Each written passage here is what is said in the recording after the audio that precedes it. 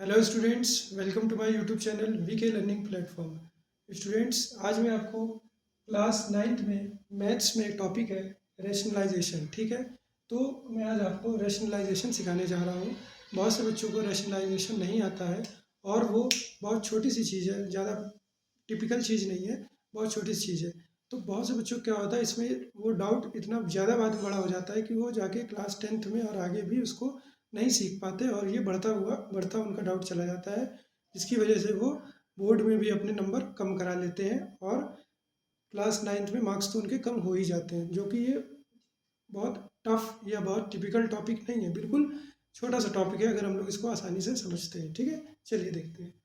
सबसे पहले देखिए, रैशनलाइजेशन का मतलब क्या होता है। बिल्कुल शुद्ध भाषा में समझेंगे, रैशनलाइजेशन का मतलब होता है कि जो जैसे कि न्यूमरेटर डिनोमिनेटर होता है।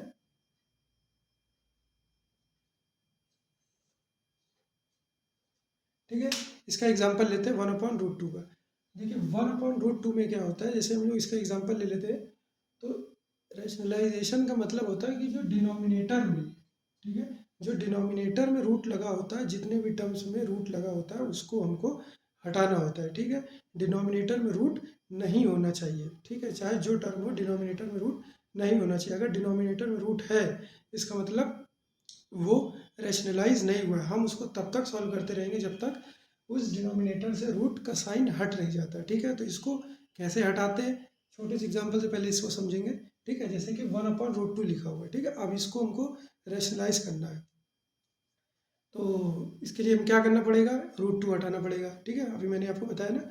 तो √2 हटाने के लिए क्या करते हैं, जिस टर्म पे डिनोमिनेटर में रूट का साइन होता है, ठीक है, उसी टर्म से हम ऊपर यानी कि न्यूमरेटर में और डिनोमिनेटर में उसी टर्म से मल्टीप्लाई कर देते हैं। ठीक है, जैसे कि √2 है, तो इस पे रूट का साइन लगा हुआ है, तो इसी को हटाना है, तो ऊपर नीचे मल्टीप्लाई कर दिया √2 से। अब इसको सॉल्व कर देते हैं। √2 का 1 से करेंगे तो क्या हो जाएगा,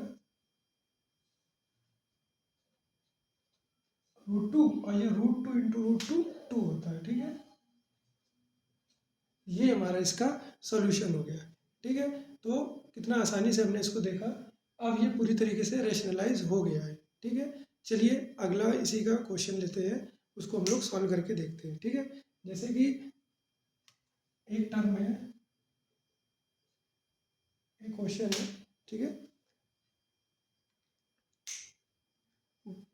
1/2 प्लस √3। ठीक है,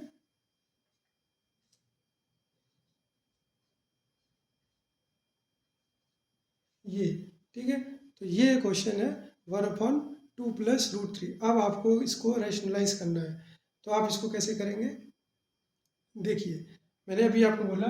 तो अब इसमें कि रूट हटाना पड़ता है। रूट कहाँ पे लगा हुआ है, ये 3 के ऊपर लगा हुआ है, तो हमको इसको हटाना है। लेकिन ये टर्म कैसा है, बाइनोमियल टर्म है। ठीक है, बाइनोमियल मतलब इसमें दो टर्म है, तो हमको इसको एक साथ लेके सॉल्व करना पड़ेगा। ठीक है, तो अब इसको इसको रैशनलाइज करने के लिए हमें क्या करना पड़ेगा, न्यूमरेटर और डिनोमिनेटर में मल्टीप्लाई करना पड़ेगा। किसका, ये जो बाइनोमियल टर्म है इसी को। ठीक है, तो जैसे यहाँ पे लिखा हुआ 2 प्लस √3, तो इसके कॉन्जुगेट से मल्टीप्लाई कर देंगे। कॉन्जुगेट का मतलब क्या होता है, कॉन्जुगेट का मतलब होता है जस्ट इसका अपोजिट। जैसे कि 2 प्लस √3 लिखा हुआ है, तो मल्टीप्लाई करेंगे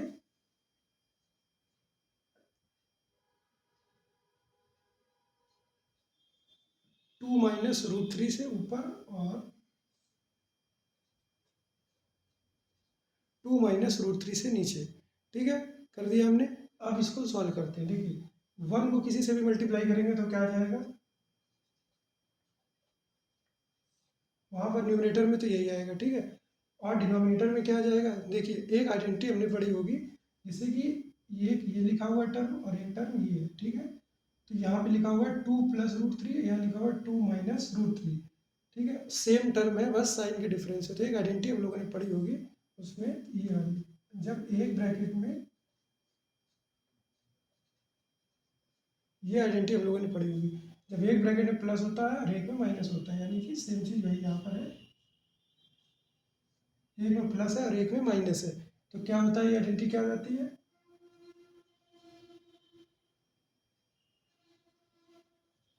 ये हो जाती है, ठीक है। A square minus b square, ठीक है। इसका फॉर्मूला जो आइडेंटिटी होती है क्या होती है, a square minus b square is equal to a plus b into a minus b, ठीक है। अब आगे इसको सॉल्व कर लेते हैं।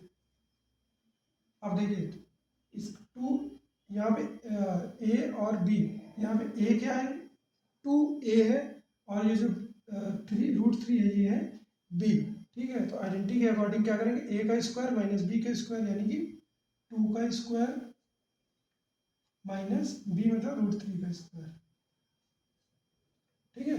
अब इसको सॉल्व करेंगे तो क्या आ जाएगा, ये 2 माइनस √3 अपॉन 2 का स्क्वायर 4 माइनस √3 का स्क्वायर, √3 इंटू √3 3 होता है। तो ये हो जाएगा 2 माइनस √3 अपॉन 4 में 3 है 1, ये हमारा इसका, यानी कि 1 की तो कोई वैल्यू है नहीं, तो 2 माइनस ये हमारा इसका, ठीक है। ये हमारा इसका क्या हो गया, आंसर हो गया। तो देखिए हमने बड़े आसानी से रेशनलाइजेशन कर लिया, ठीक है। अगर अब आप लोग इसको सॉल्व कर लेंगे, बस यहाँ पे एक आइडेंटिटी लगनी होती है डिनोमिनेटर में जब बाइनोमियल टर्म होता है, ठीक है।